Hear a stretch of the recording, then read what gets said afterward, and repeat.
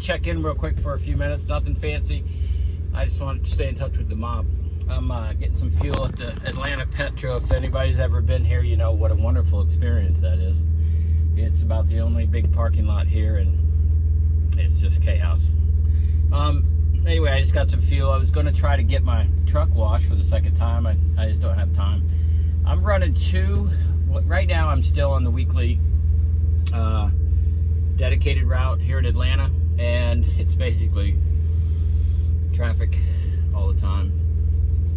But anyway, so I'm doing Target dedicated on the weekends typically. Like this week, I'm doing it pretty much all week. But I'm normally on the weekend I do Target, and then Monday through Thursday I'll do what they call Villa Rica, which is Sam's dedicated. They're both two very different times and two very different loads. I'm making good money, so I've been averaging over $1,800 a week, so I can't complain. Last week I made $1,927, and so it's paying the bills quite well, and I do have some fringe benefits. When I'm on the weekend at Target, I'm actually home every night, so I'm home on the weekends. I go to church with my wife on Sunday, and then when I'm out with Villa Rica Sam's, I'm generally staying overnight at a Sam's, which is fine. So I'm still just trying to stay in town. Linda's doing well with her recovery. I really don't need to be here, but she's gotten accustomed to me being close by. So as long as it's paying, I'm going to keep doing it. It's kind of a strange deal. The Target is, I basically have 8 stops a day, 4 in the first sweep, and then go to what they call a sortation center, and then 2 at the end, and then end up at the sortation center. So what I do is I pull in there, and it's at a specific time, so there's not much time to video or anything. I'm a little bit early before I go to my first stop at Target, so I thought I could catch up with you for a few minutes. And then I load, and the difficult part about it is if the stops aren't ready, and I've got to go into the warehouse and pull the loads out to the dock and then load them, it takes time. And last night I basically had a failure because I call it a service failure. I think that's what they call it, where I didn't have enough time to get to the last stop. So they were like, well, why not? I said, well, because nobody was ready on all the other stops, so it just dominoed and my time ran out and I couldn't get there before 10 p.m. and I start my day about 2:30. So, you know, I do what I can, and when the traffic's bad, which it can be most of the time, because you're usually running, the first sweep definitely runs through rush hour traffic. And again, I'm downtown Atlanta. I never thought in my life I'd be doing downtown Atlanta. It's Atlantic Station, and then 2 Buckheads, and North Druid Hills, and then back to the sortation up in Lawrenceville. So it's a hustling event, which I like. I like to be busy when I'm working. But I have to do too much of their work, and I've got to try to negotiate with the manager and tell them it's important, because there's a lot of turnover in these stores, and so they don't quite understand. They think that, you know, well, I got it wrapped. Yeah, but you're 500 feet from my dock, and I gotta move a bunch of stuff out of the way to make a trail to the dock, and sometimes I gotta clean out the docks areas just to get to open the dock plate. So it's not working that well on their end, because if I can't get it in time, then that's a service failure, but it's not my fault.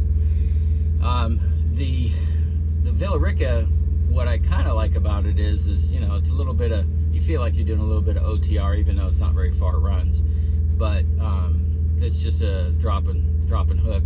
Some of the stores, you do have to do multiple drop and hooks, because some trailers, when you pull a loaded trailer in, there's 2 or 3 other trailers there that need to be put in instead. So you got to move out empties, put in some older trailers that need to be unloaded, and leave your trailer there somewhere. And so that takes time, but they're now compensating me for that time. I even got them to compensate me for cleaning out a trailer, because every time I leave Villa Rica, I got to take one of their dirty ass trailers and clean them out, because I need a clean trailer to be able to load, and you know that takes time too. And I mean, being in between two dedicated routes is kind of a hassle, but it works. The hardest thing about Villa Rica is it's a very, very tight yard, which really helps me get to be good at what I'm doing as far as backing. Still not the best, but I'm getting better at it. And the loads are very heavy. They're usually average 78,000 pounds, so your tandems are really far back, and it's maneuvering.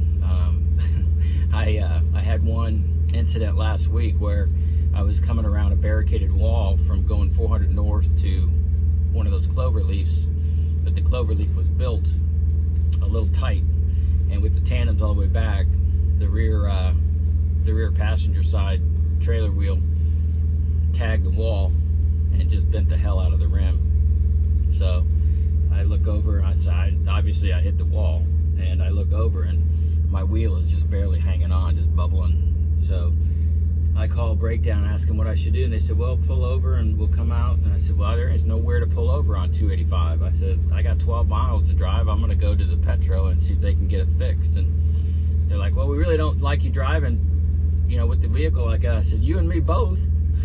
God. So I got there, they took care of it. It didn't take too long. And I got a little breakdown pay for that, for taking care of it. So that was good. So anyway, things are going all right. It's just really hectic. I can't get on like I used to when I was over the road. I miss the over the road. But of course, I think I'm always think the grass is greener on the other side until I get to the other side. Then I realize too late now that I had a really good gig. I think I have a really good situation, even though I miss over the road. I miss having one thing about over the road is you have a little more control over your, you know, when you're going to stop, when you're going to do this and that, because you just have to trip plan to get there on time. These dedicated loads, they're backed up, or they're stacked up back to back, and you don't have anything to do but run. So once I get going here I gotta leave in a minute.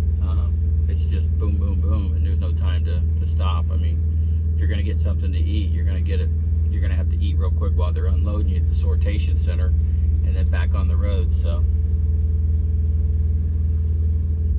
that's just the way it works. Anyway, all is well. Just want to stay in touch best I can. You guys take care. All right, we'll talk to you soon. Bye.